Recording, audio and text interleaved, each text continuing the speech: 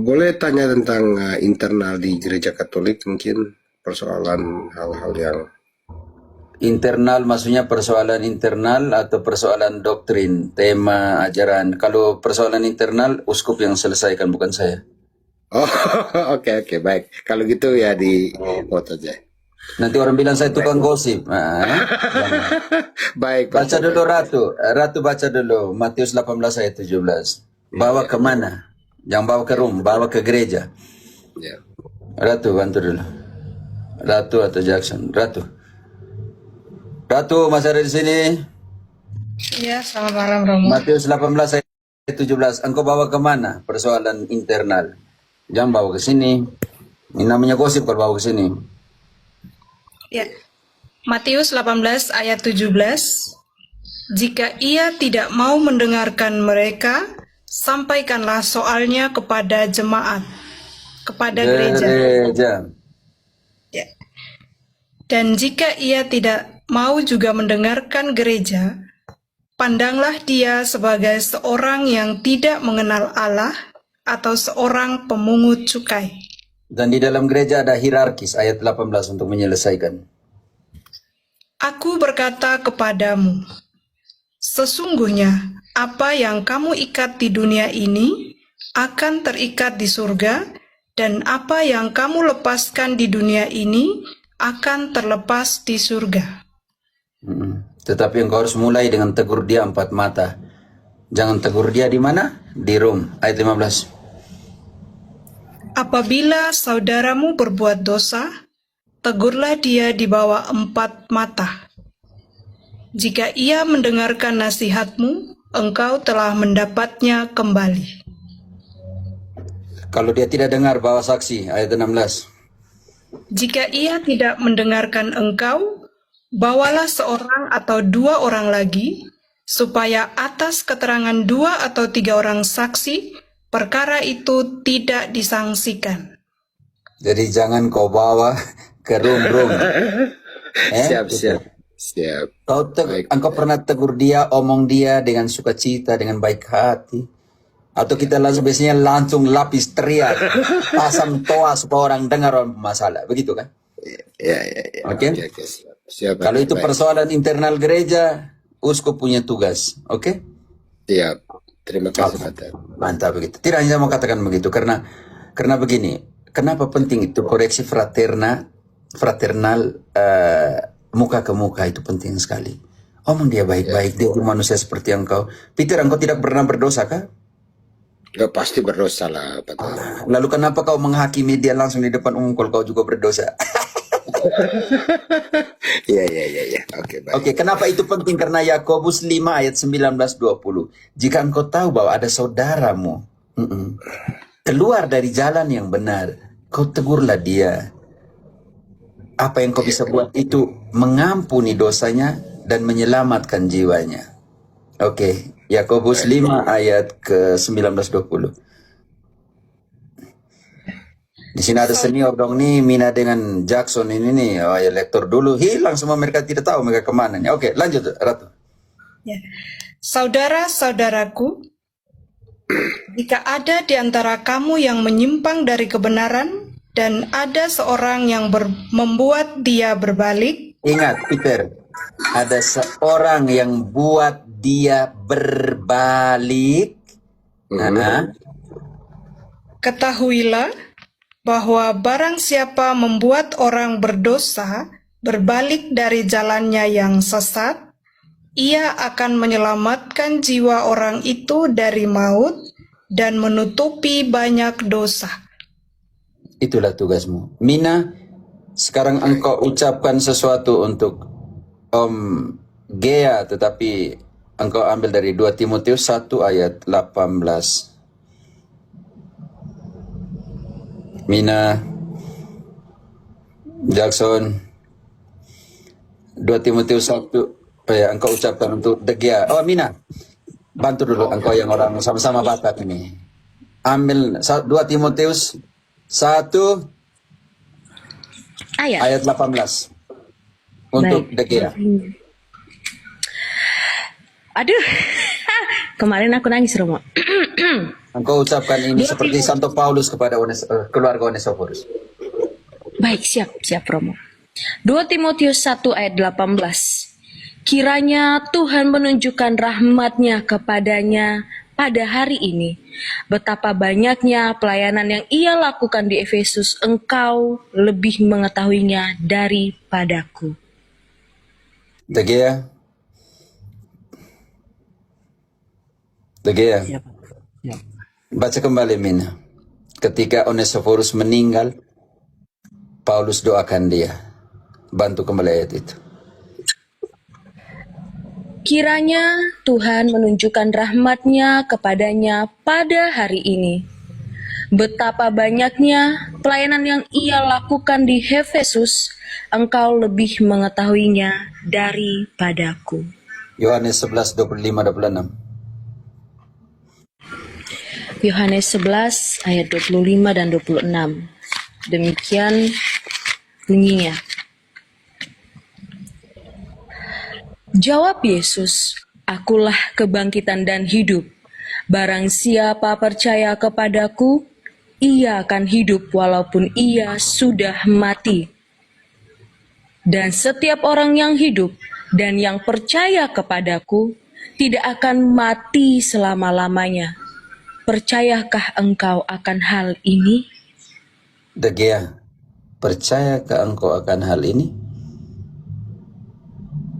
Saya Romo. Apa kata Marta?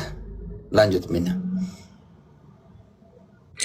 Jawab Marta, ya Tuhan, aku percaya bahwa engkaulah Mesias, anak Allah, dia yang akan datang ke dalam dunia. De Gea dengan hati yang paling tulus untuk semua teman-teman yang ada di sini. Walaupun sudah WA, saya yakin bahwa ucapan ini juga mewakili semua yang ada di sini turut berduka cita. Tetapi duka cita ini ada di dalam Tuhan yang telah membangkitkan dia. Terima kasih Romo. Tetap kuat, engkau tidak sendiri. Berlatihlah berjalan di atas badai dan jangan tunggu badai itu berlalu. Ya Romo. Terima kasih penghiburan teman-teman semua. Oke, silakan teman-teman di sini, kita punya 1-2 menit untuk De Gea. Ada yang mau bawakan doa, ada yang mau apa, silakan. Ini room untuk kita semua untuk dampingi temani De Gea malam hari ini. Silakan yang ada di sini. Romo, Jackson, oke, silakan. ya kita orang Kristen Katolik percaya ya Om Gea bahwa di dalam Kristus itu tidak ada kematian Bang Gea. Maka daripada itu kematian jasmani bukanlah akhir dari segaranya Bang Gea. Tetapi kematian jasmani adalah puncak dari kehidupan yang kekal.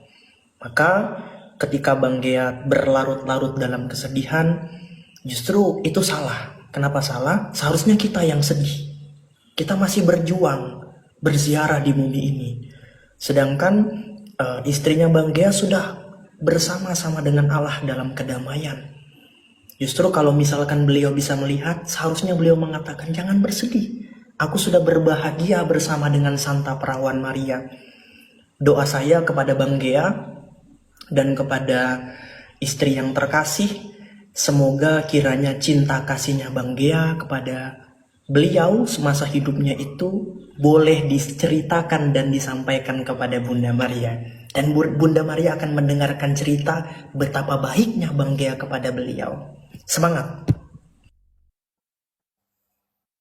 Thank you brother. Thank you.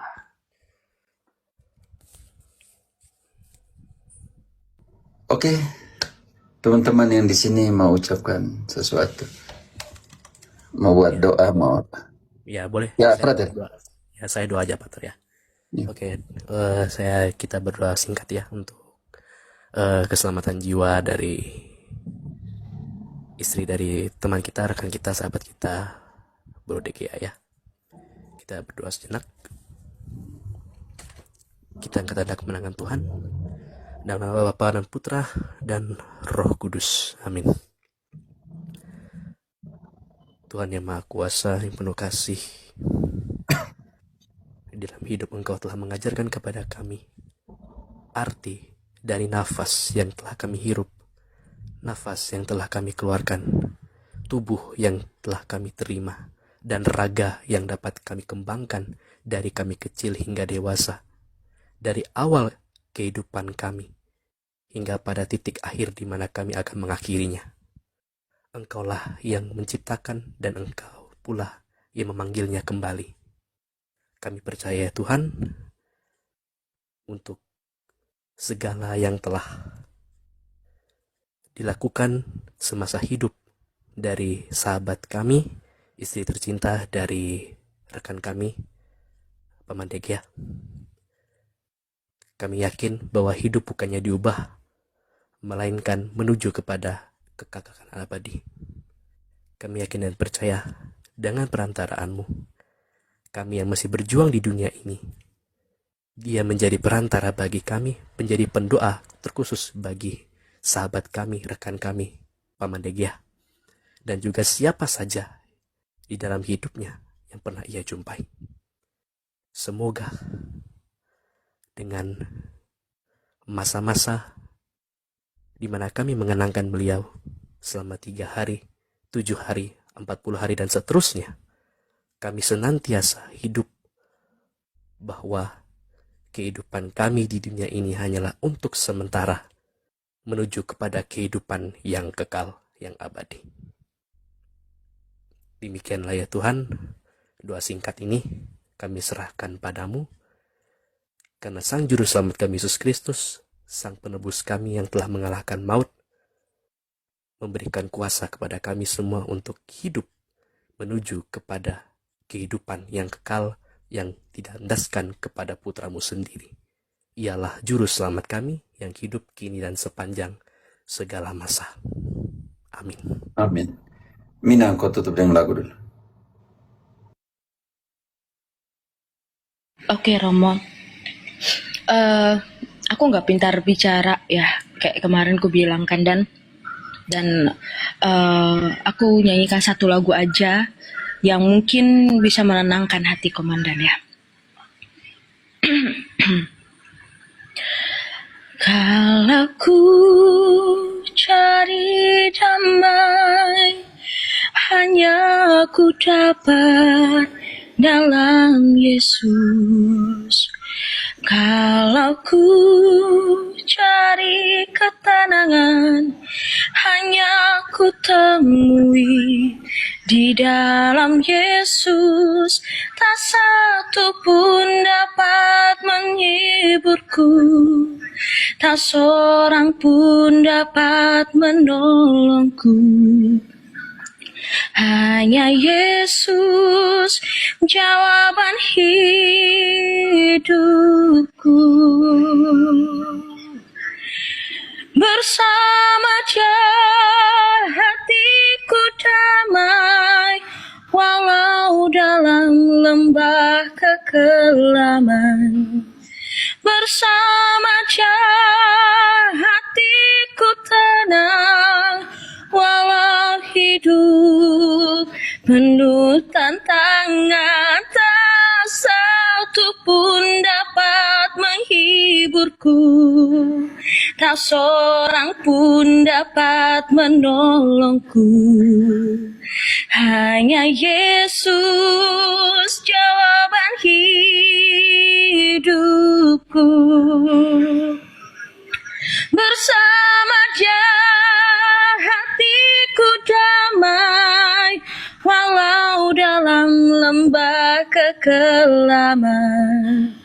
Bersama Dia hatiku tenang, walau hidup penuh tantangan. Tak satu pun dapat menghiburku, tak seorang pun dapat menolongku. Hanya Yesus jawaban hidupku. Hanya Yesus jawaban hidupku.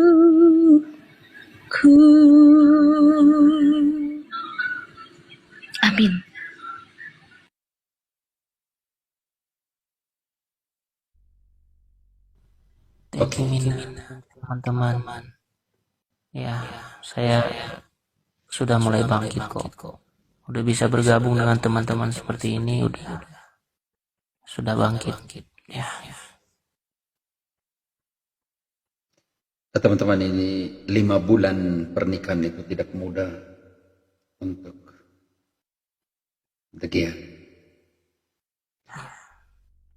Ya Romo. Engkau dengar ini lagu yang saya tulis, ada di YouTube.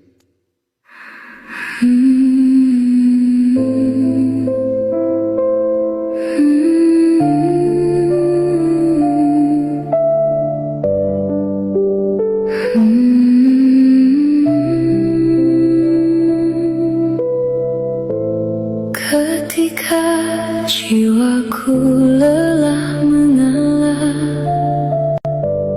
Engkau mendekati. Pada saat ini engkau Degia, Dalam keheninganmu, mengajariku bagaimana hidup. Kasih-Mu menopangku.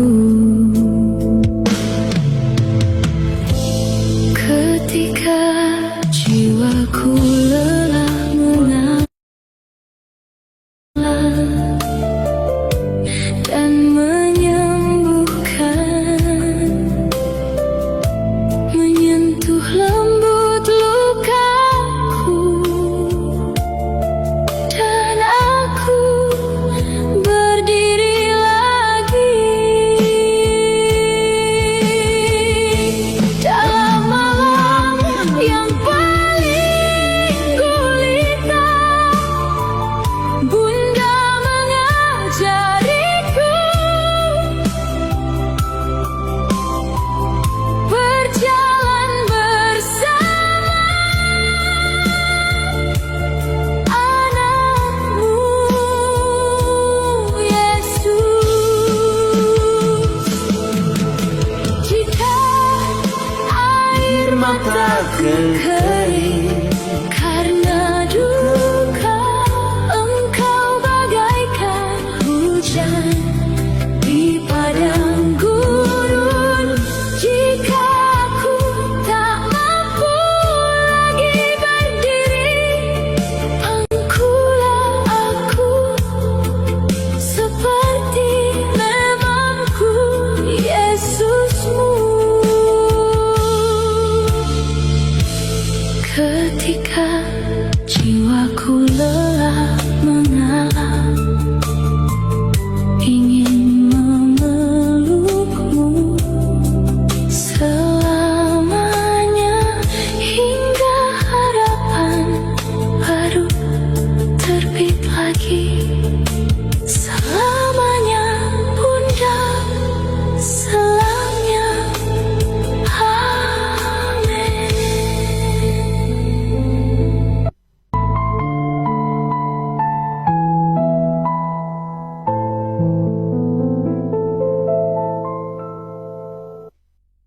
Degia saya tulis sekitar 5 hari yang lalu lagu ini, dalam situasi yang kurang lebih sama ya. Butuh Bunda di tengah padang gurun kehidupan. Degia, Terima kasih Romo. saya akan kehabisan kata-kata untuk mengatakan ini. Tapi biarlah ungkapan lagu yang saya tulis 5-6 hari lalu jadi ungkapan solidaritas, partisipasi di dalam rasa sedih dan rasa kabungmu, oke, saudara? Terima kasih. Ya teman-teman, itu lagu ada di YouTube Epifan.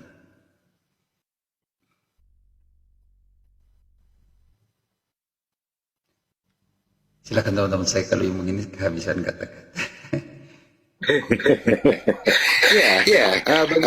Robo. Ya, siapa duluan? Peter duluan, setelah itu Luther. Oke. Oh ya. Oke. Bagi saya kok doubling nih. Kehidupan itu adalah sebuah proses sebenarnya ya. Kita lahir ke dunia ini ya, ada yang waktu lahir ada yang tertawa, gembira, yang dan saat kita pergi juga ada yang sedih, dan itu saya pikir kita semua akan alami. Jadi kita harus kuat menghadapi, dan dengan sebagai iman sebagai seorang Katolik, saya pikir kita harus selalu memiliki keyakinan, kekuatan teguh bahwa itu adalah sebuah proses, dan di titik akhir bahwa Tuhan Yesus menghendaki, come on, mari sudah, kau sudah selesai dengan kau punya Tuhan, ya panggil, dan kita akan menghadap ke sana. Dan yakin dan percayalah bahwa itu adalah sebuah ketetapan yang tidak bisa dibantah ya. Dan saya yakin teman yang mengalami itu ya suatu saat ya kita semua akan seperti itu, dan harus bisa melupakan itu dan semangat kembali menata kembali kehidupan. Itu saja dari saya, Romo. Terima kasih. Oke. Om Peter, 5 bulan pernikahannya saja jadi pukulan terberat sebagai suami. Iya. Baru mulai mengarungi. Iya ya, berat sekali rasanya. Berat sekali. Oke. Iya. Salve, shalom semuanya. Nah, jadi ya teringat dengan Bang Gia bahwa saya banyak belajar dari Bang Gia. Saya tidak bisa banyak berkata-kata, tapi mungkin saya bisa menyanyikan lagu tanpa sound card ya. Untuk Bang Gia ya, saya nyanyikan aja ya. Langsung aja ya. Saat sunyi, saat sepi, ku merenung nasib ini. Sesungguhnya hidup ini tak berarti tanpa salib Tuhan bersamaku. Sungguh aku menyesali akan hidupku begini. Ku abaikan kasih setiamu, hidup dalam dosa penuh nista. Kali ini Tuhan, ku mau wiring Tuhan, memikul salibmu dengan sejuta harapan. Dunia ku tinggalkan, dunia ku lupakan, ku mau ikut bersamamu Tuhan. Minta maaf Bang ya, itu aja. Makasih. Terima kasih teman-teman, terima kasih. Sudah semangat kok, sudah bangkit. Terima kasih Romo. Ya silakan dilanjut topik Romo. Takut nanti santai saya lagi. Teman-teman ini. Ya. Tidak Sudah apa. bangkit kok Romo. Makanya saya beranikan diri naik ke room lagi. Oke. Ini penting sekali ya. Dagia naiklah ke room. Itu penting sekali itu. Daripada engkau menutup dirimu, sangat berbahaya, oke? Untuk kesehatan mentalmu juga itu. Kesehatan mental bergantung juga keputusanmu. Oke. Silakan yang di bawah. Om Peter, kita bisa aku ganti dengan bawah kah? Mawar Indah dengan siapa ini? Oke, boleh. Silakan. Saya diturunkan dulu. Terima kasih banyak untuk teman-teman. Saya diturunkan, ganti yang lain. Oke. Karena lagi setengah jam. Oke, iya. Terima kasih, Peter. Ya. Mawar. Halo Mawar. Mawar Indah. Halo Pater, selamat malam. Saya dari Sulawesi Tenggara, Paroki Santo Clemens Kolaka. Saya Katolik. Oh silakan kalau ada 1-2 ada pertanyaan atau ada komentar silakan. Saya hanya mau mengucapkan terima kasih saja sudah bisa ikut di room Pater Ya, ya. untuk menambah pengalaman, menambah pengetahuan sebagai orang Katolik. Mungkin itu saja dulu Romo. Besok-besok lagi naik di saya ikut room untuk mencari Oke. pengalaman lagi. Makasih banyak Romo. Kita Selamat semua malam. jadi murid yang belajar. Saya juga murid. Jadi Yesus juga utus para murid. Murid yang mengajar dan murid yang juga tetap belajar. Oke. Oke Romo, makasih. Yo, mantap. Oke, Mawar.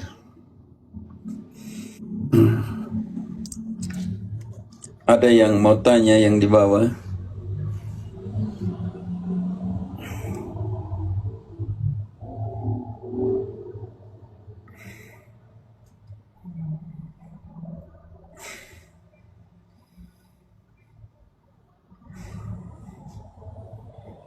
Zebua, Edi Wijaya. Oke, Edi Wijaya minta naik. Edi Wijaya ada nggak ya? Ada ya nih, lihat Edi Wijaya ada di list untuk naik nggak? Edi Wijaya. Minta naik Edi.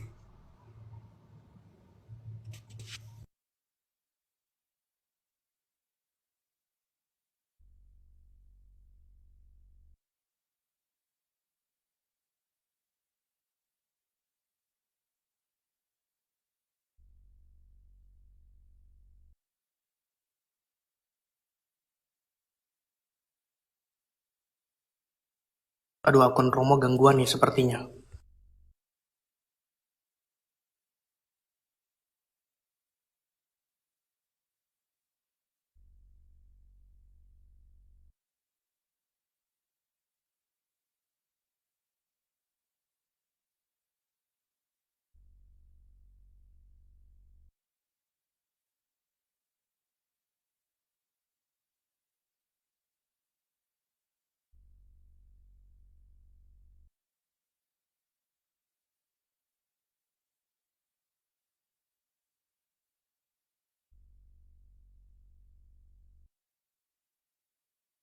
Lanjut, saya harus balas dulu sesuatu. Oke, oke. Ya, oke. Silakan. Ada yang tanya tadi atau tidak?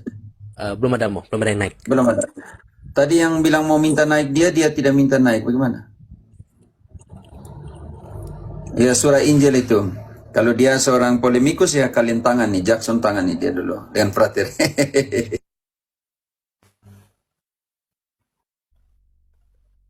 Mau apalagi baru makan nih. Boleh tenaga nih. Tapi by the way Romo ya, soal kematian ya. Saya dulu itu teman-teman ya, sebelum menjadi seorang Katolik, saya tuh nggak pernah mendoakan almarhum nenek atau kakek saya. Selama 20 tahun, bayangin. Gak pernah saya doakan teman-teman. Karena saya merasa bahwa kematian itu hadir memisahkan saya dengan keluarga saya, sekalipun di dalam Kristus. Jadi kematian itu seperti satu peristiwa yang sangat menakutkan begitu loh. Tapi ketika saya sudah menjadi Katolik, wah, saya berpikir bahwa ternyata apa yang saya lakukan selama ini itu tidak benar gitu loh. Dan saya bersyukur bahwa ketika menjadi seorang Katolik kita diajarkan bahwa tidak ada kematian yang dapat memisahkan kita dengan gerejanya di dalam Kristus. Dan saya memulai untuk mendoakan keluarga saya yang sudah meninggal sampai sekarang. Benar Bang Jackson, waktu saya dulu masih Protestan, pingin sekali doakan mama, papa saya, atau kakek saya. Tapi kan ketika saya di Protestan, itu doktrin kita tidak boleh mendoakan orang mati. Artinya secara batin, kok tidak bisa gitu? Kenapa ya? Padahal tanpa sadar ya, untuk teman-teman Protestan khususnya Calvinis ya, yang ada di Manado, ada kalanya kalau datang ke kubur Calvinis ya, gemim ya, minta maaf ya, itu ada kalanya datang ke kubur ngomong selamat sore papa, selamat sore mama. Itu secara tidak langsung berkata loh. Padahal doktrin kita Kristen waktu itu, Kristen Protestan, nggak boleh untuk ngomong saja, tidak doa saja tidak boleh, apalagi ngomong. kami Ya, pada waktu salve Romo.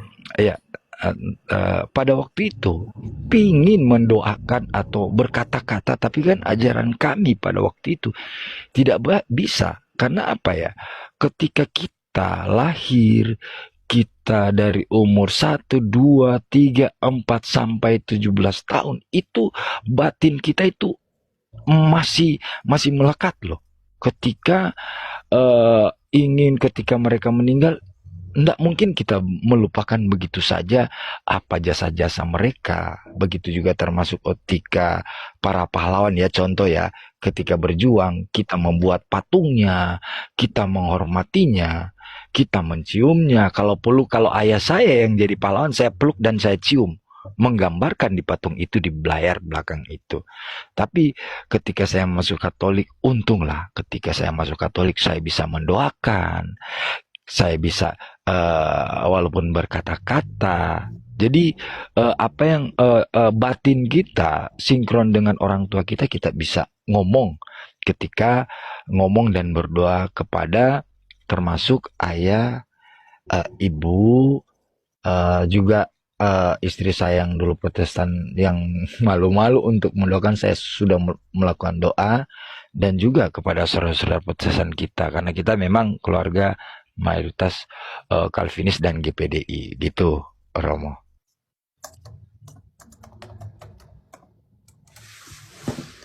Oke. Yo, di sini juga ada suara penginjil Protestan, Ya, Katolik. saya mau bertanya. Iya, saya Protestan, Romo.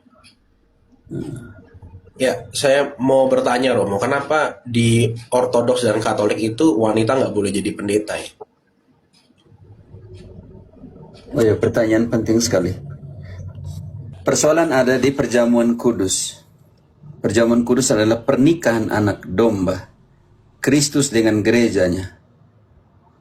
Kalau seandainya pendeta itu perempuan, maka terjadi di situ lesbi. Suara Injil. Engkau mengerti itu dulu? Iya. Ayatnya di mana ya? Engkau bisa baca Wahyu 19. Bantu dulu. Jackson. 19 ayat. Mulai dari 1. Oke.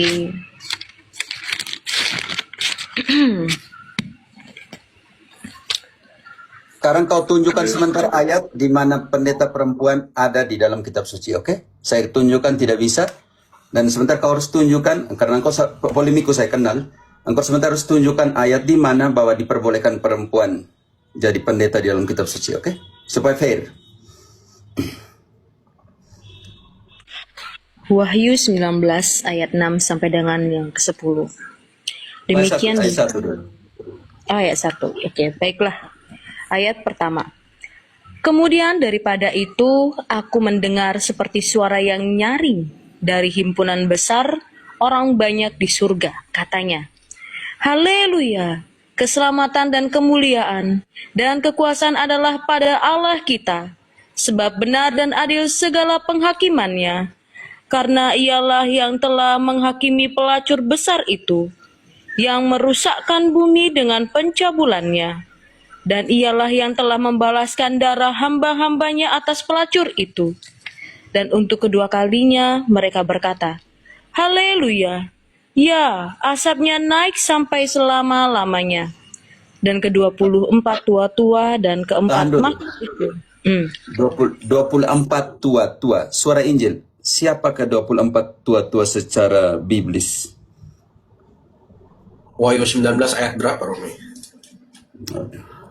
Kau baca dari ayat 1. Engkau mengerti dari terminologi 24 tua-tua itu siapa? Jackson, sandingkan 1 Tawarik 24 mulai dari ayat 1. Siapakah 24 tua-tua itu? Langsung ayat 5. Atau Mina, engkau tahan dulu, penting sekali. Baca kembali 24 tua-tua itu. Ratu 1 Tawarik bisa dapat? Atau frater? 1 Tawarik 24 ayat 1 5. Tawarik saya bacakan aja lah, frater. Atau ada ada. 1 Tawarik 24 ayat berapa tadi, Kak? Ayat 5, langsung ayat 5. 24 tua-tua itu siapa? Dan orang membagi-bagikan mereka dengan membuang undi tanpa mengadakan perbedaan. Sebab ada pemimpin-pemimpin kudus dan pemimpin-pemimpin Allah. Artinya di situ presbiter, pemimpin kudus dan pemimpin Allah. Lanjut, mereka ada berapa kelompok? Di antara keturunan Eleazar maupun di antara keturunan Itamar. Ada berapa kelompok? Lanjut ke bawah. Dan Samaya bin Natanael, panitera itu, seorang Lewi, menulis nama mereka di depan raja. Di Jackson, siapakah Lewi? Dalam tradisi Yahudi, siapakah Lewi? Keturunan Israel, keturunan Yakub. Imam Israel. Lanjut, nanti berapa kelompok? Oke, lanjut ya Romo ya. Menulis nama mereka di depan raja, di depan pembesar-pembesar Imam Zadok, Ahimelek bin Abiatar, dan di depan kepala-kepala puak para imam dan orang Lewi. Setiap kali satu puak diambil dari Eleazar, dan demikian pula satu puak dari Itamar. Undian yang pertama jatuh pada Yoyarib, yang kedua pada Yedaya, yang dulu, langsung ke ayat 8. Yang ketiga pada Harim, yang keempat pada Seorim, ayat 10. Yang ketujuh pada Hakos, yang kedelapan pada Abia. Tahan dulu, 8. Abia ini masuk dalam Imam Zakaria atau tidak? Bantu dulu Mina atau Ratu. Mina, engkau konsentrasi di Wahyu 19. Saya mau buktikan bahwa 24 kelompok imam itu siapa sih dalam pengertian itu. Bantu dulu Lukas 1 ayat 5. Zakarias termasuk dalam kelompok imamnya siapa? Ya, Lukas 1 ayat 5. Pada zaman Herodes, Raja Yudea, adalah seorang imam yang bernama Zakaria dari rombongan Abia. Tahan dulu. Artinya 24 kelompok, langsung ke ayat 18 Jackson. Berapa kelompok di situ? Romo.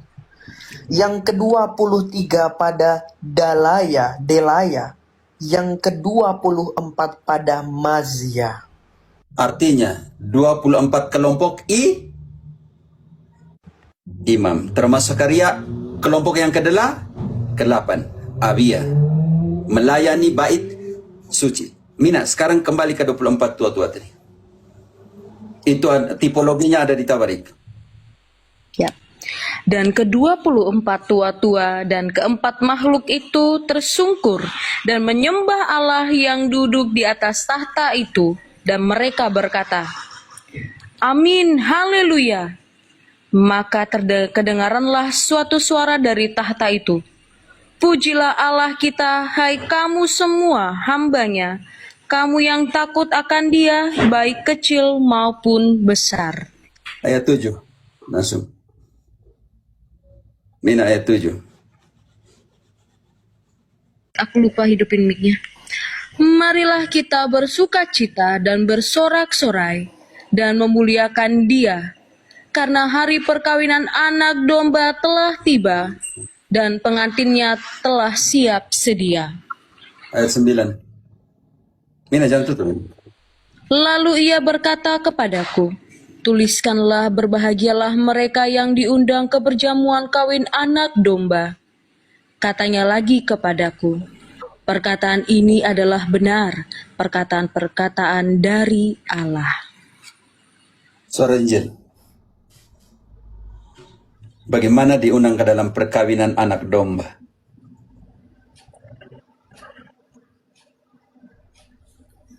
Siapa yang kawin di situ?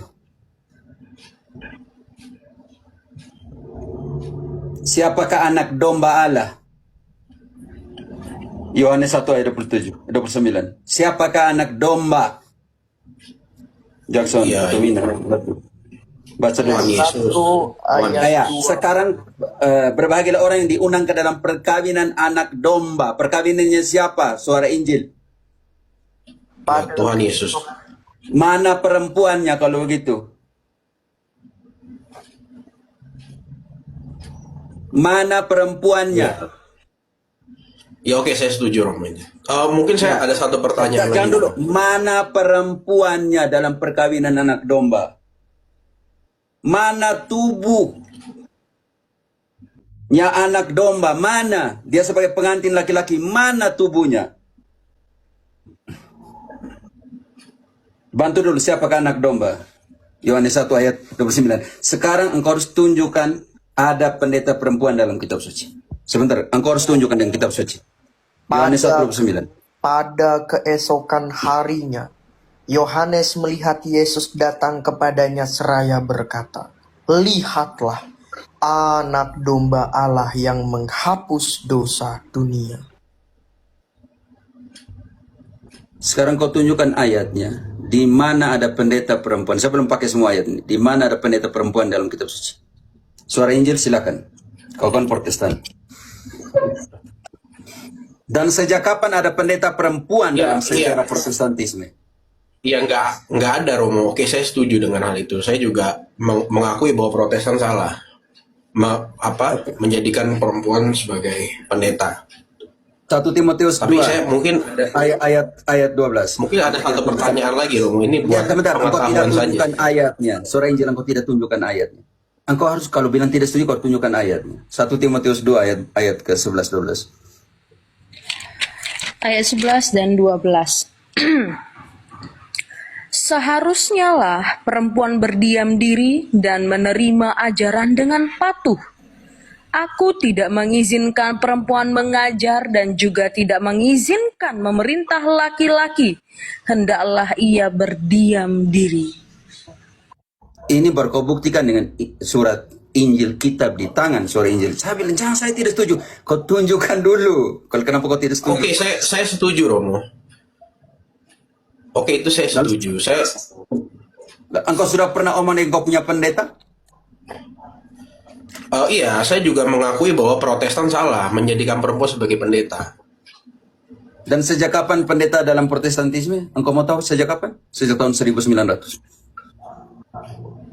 Protestantisme sebelum tahun 1900 tidak pernah memasang pendeta sebagai pendeta perempuan. Iya. Saya juga mengakui bahwa Protestan salah, Romo, menjadikan perempuan sebagai pendeta. Oke, mungkin saya satu pertanyaan lagi ya, Romo ya. Ya, silakan. Iya, menurut Romo, apakah pandangan Katolik tidak masalah jika kita menyembah manusia begitu? Maksudnya dalam pandangan teologi Katolik, kalau ujung-ujungnya engkau mau ke patung. Oke, saya tahu itu. Kau jelaskan menyembah itu apa dulu? Secara biblis. Kau jelaskan, kau mengerti apa dengan kata menyembah dulu. Setelah itu baru kau bertanya, Katolik tidak apa menyembah manusia. Sekarang kau jelaskan menyembah itu apa dan punya karakter apa dalam menyembah. Harus ada 3 prinsip dalam penyembahan. Sekarang Maria itu manusia kan, Romo? Jangan dulu. Itu Maria itu Maria itu manusia. Saya tahu kau mau masuk polemik ini. Kau jelaskan secara biblis apa itu penyembahan. Saya cuma mau pengetahuan saja. Iya. Suara Maria itu manusia kan? Nah, ini mulai keluar setannya di sini. Saya tanya baik-baik. Kau jelaskan arti penyembahan menurut kitab suci supaya kau kaitkan dengan manusia. Apa itu penyembahan secara biblis? Kau jelaskan ke saya apa itu menyembah dulu. Ini yang masuk sebagai domba tetapi ujungnya serigala. Kau jelaskan secara biblis apa itu menyembah. Sekarang sebentar saya jelaskan penyembahan secara biblis seperti apa. Tapi sekarang engkau yang Protestan harus tahu dulu menyembah itu apa. Saya nggak tahu, Romo. Makanya kalau begitu kau langsung bilang Katolik, Maria dan semua menyembah manusia. Kau tahu dari apa? Apa itu? Engkau harus tahu dulu apa itu menyembah. Apa itu menyembah? Kau jelaskan ke saya apa itu menyembah. Kau definisi Romo menyembah apa itu? Sekarang kau yang ambil ayat, ambil pengertian ini ke saya. Kau tanya saya bagaimana? Engkau yang bilang menyembah, lalu sekarang kau jelaskan menyembah dulu apa? Nanti sebentar saya jelaskan. Tapi apa yang kau mengerti dengan menyembah dulu? Kalau saya maksud saya, Mana konteks biblisnya menyembah? ya menurut Romo definisi menyembah apa gitu? Aduh, ini dia tidak ngerti. Engkau yang bawa kata itu ke saya. Kau Enggak, harus Romo, jelaskan dulu saya mau menyembah bertanya itu satu apa. saja. Menurut Apa Katolik, itu? Maria itu manusia kan? Saya tanya, jangan dulu lari. Ini tidak fair. Kau bilang menurut Katolik menyembah manusia itu benar atau tidak? Makanya saya akan tanya dulu. Apa itu menyembah menurut engkau yang Protestan? Dan mana ayatnya? Itu dulu. Sebentar gampang. Maria ke manusia itu gampang kita masuk. Sekarang saya mau tahu apa itu menyembah secara biblis. Kau tidak saya kasih turun. Kau tidak jawab. Kau hanya mau tanya atau tidak mau jawab? Ya menurut Apa saya itu menyembah? Kau jelaskan secara biblis apa itu menyembah. Setelah itu saya jelaskan. Mana ayatnya? ya menurut saya menyembah itu ke Tuhan, Romo. Menurut saya. Mana ayatnya arti menyembah? Bukan menyembah kepada siapa? Arti menyembah itu yang saya tanya. Ya saya nggak tahu, Romo. Menurut Romo definisi menyembah Lalu apa? kau pakai tadi kata, ini kan lucu ya kau. Kau tadi pakai kata menyembah, sekarang kau tidak tahu. Jackson, kau jawab dulu Jackson. Daripada saya jawab orang ini tidak mengerti. Jadi gini bro Suara Injil, Romo itu bukan bertanya kepada siapa Anda menyembah. Romo itu bertanya apa definisi menyembah dalam pandangan kamu sebagai seorang Kristen. Definisi menyembah itu apa? Itu pertanyaannya. Misalkan dalam iman Katolik, definisi menyembah itu adalah suatu tindakan yang diwujudkan dalam hormat sepenuhnya dalam kategori penyembahan atau dalam bahasa Yunani latria kepada Allah Tritunggal, yang tentunya dalam penyembahan itu harus memenuhi beberapa kriteria atau unsur agar dapat dikatakan praktek itu adalah penyembahan. Tapi kan Jackson, kami berdoa, kamu mau berdoa jungkir balik. Menurut iman Katolik, kalau tidak ada altar, tidak ada imam, tidak ada kurban, maka itu bukan penyembahan. Itu refleksi iman. Nah, pertanyaannya, dari mana orang Katolik mendasari bahwa penyembahan harus memenuhi 3 unsur? Apakah Yesus pernah mengajarkan seperti itu? Jawabannya iya. Di mana ayatnya? Loh, ini kok Katolik malah dituntut sola scriptura. Tapi nggak apa-apa Romo, kan mantan sola scriptura. Lanjut, kita baca. Perhatikan nih Bang. Lukas 22 ayatnya yang ke-19 dan 20. Perhatikan. Yesus mempraktikkan penyembahan dan menunjukkan unsur-unsur dalam penyembahan dan mewajibkan harus melaksanakannya. Lalu ia mengambil roti, mengucap syukur, memecah-mecah dan memberikan kepada mereka. Perhatikan, Kristus itu sedang mencontohkan proses konsekrasi. Pertama dia menyebut itu roti. Lalu kalimat selanjutnya. Pertanyaan saya, kenapa Katolik memperbolehkan kita menyembah manusia begitu loh? Itu saja gitu loh. Suara hati. Tidak ada Katolik mengajarkan menyembah manusia. Engkau sudah framing. Makanya sekarang lagi dijelaskan apa itu menyembah. Kau tidak menjawab apa itu menyembah. Maka sekarang Jackson sementara menjelaskan apa itu menyembah. Harus punya 3 unsur. Kalau tidak mempunyai 3 unsur itu bukan penyembahan. Itu yang lagi dijelaskan oleh Jackson. Karena engkau tadi saya minta menjelaskan apa itu menyembah, engkau tidak mau. Sekarang lagi dijelaskan, engkau protes. Dasar Protestan kalau begitu. Romo. Lanjut, Waktu kita di Protestan begitu, Romo. Saya kan mantan Protestan. Tidak tahu apa sih penyembahan itu. Kan kita kalau di Di Protestan sini ada 3 mantan Protestan. Mina, De Gea, Luther, Jackson.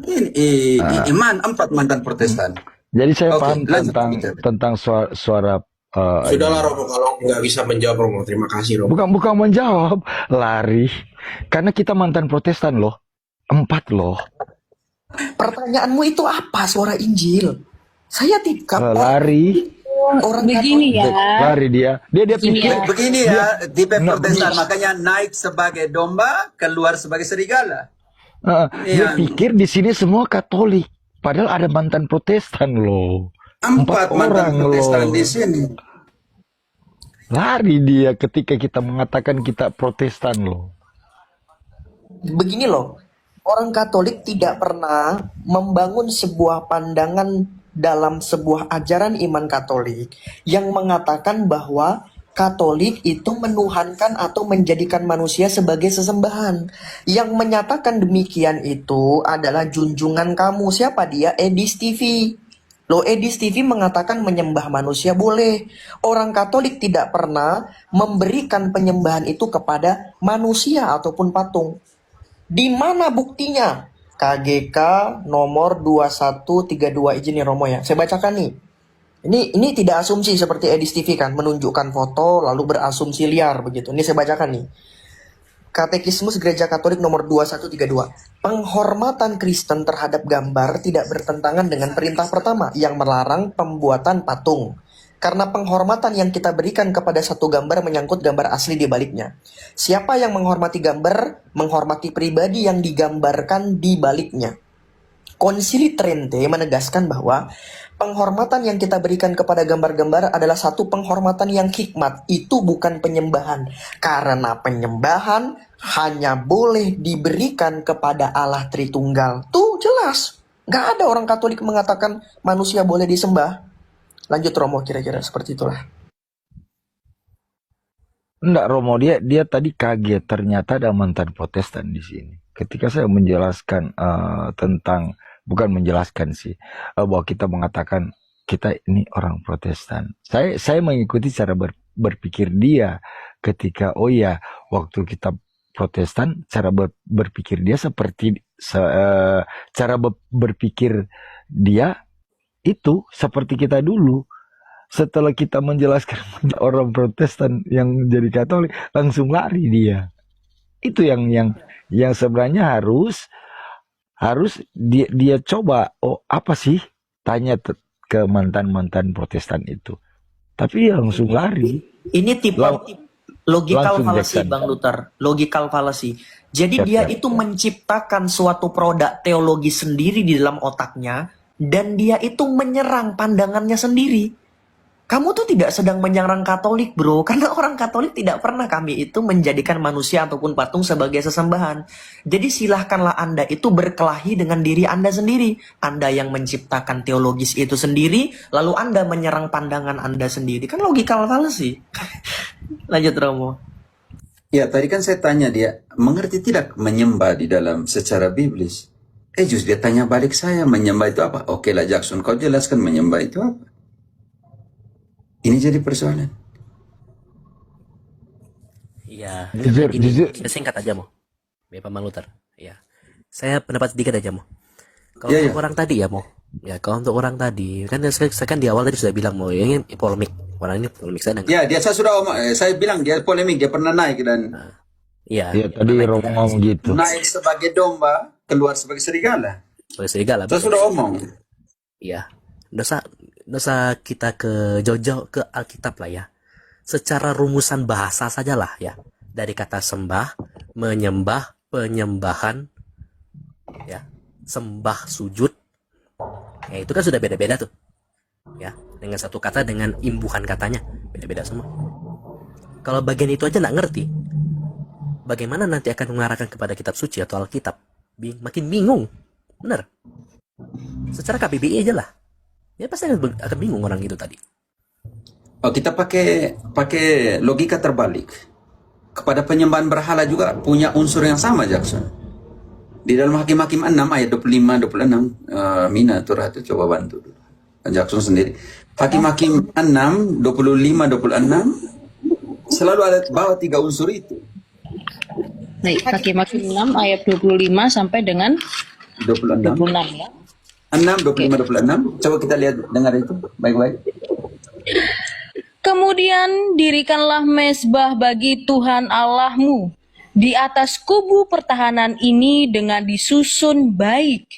Lalu ambillah lembu jantan yang kedua dan persembahkanlah korban bakaran dengan kayu tiang berhala yang akan kau tebang itu. Kemudian Gideon membawa 10 orang hambanya, dan diperbuatnyalah seperti yang difirmankan Tuhan kepadanya. Tetapi karena ia takut kepada kaum keluarganya dan kepada orang-orang kota itu untuk melakukan hal itu pada waktu siang, maka dilakukannya lah pada waktu malam. Hakim-Hakim 6 ayat 31. Tetapi jawab Yoas kepada semua orang yang mengurumuninya itu, "Kamu mau berjuang membela Baal, atau kamu mau menolong dia? Siapa yang berjuang membela Baal akan dihukum mati sebelum pagi. Jika Baal itu Allah, biarlah ia berjuang membela dirinya sendiri setelah mezbahnya dirobohkan orang." Bilangan 25 ayat 1-3. Di mezbah itu mereka harus korbankan. Dan mereka harus makan dari korban itu, binatang itu. Baik, Kita bilangan 25 ayat. Bahan berhala, oke. Bilangan 25 ayat 1-3. Bilangan 25 ayat 1-3. Sementara Israel tinggal di Sitim, mulailah bangsa itu berzina dengan perempuan-perempuan Moab. Perempuan-perempuan ini mengajak bangsa itu ke korban sembelihan bagi Allah mereka, lalu bangsa itu turut makan dari korban itu dan menyembah Allah orang-orang itu. Ketika Israel berpasangan dengan Baal Peor, bangkitlah murka Tuhan terhadap Israel. Lalu berfirmanlah Tuhan kepada... Berarti kepada berhala harus punya mezbah, harus dikorbankan sesuatu, harus ada pemimpinnya untuk yang mengorbankan itu. Jadi lucu di sini. Mereka tidak mengerti apa itu menyembah. Sesuai dengan namanya, Romo, Protestantes. 2 Tawarikh 24 ayat 19, Romo. Aku bacakan ya. Karena dalam bahasa Latin kan Protestantes itu artinya tidak mendengarkan Allah. Ini jelas sih. Sesuai banget dengan mereka sih. 2 Tawarikh 24 ayat yang ke-19. Namun Tuhan mengutus nabi-nabi kepada mereka, supaya mereka berbalik kepadanya. Nabi-nabi itu sungguh-sungguh memperingatkan mereka, tetapi mereka tidak mau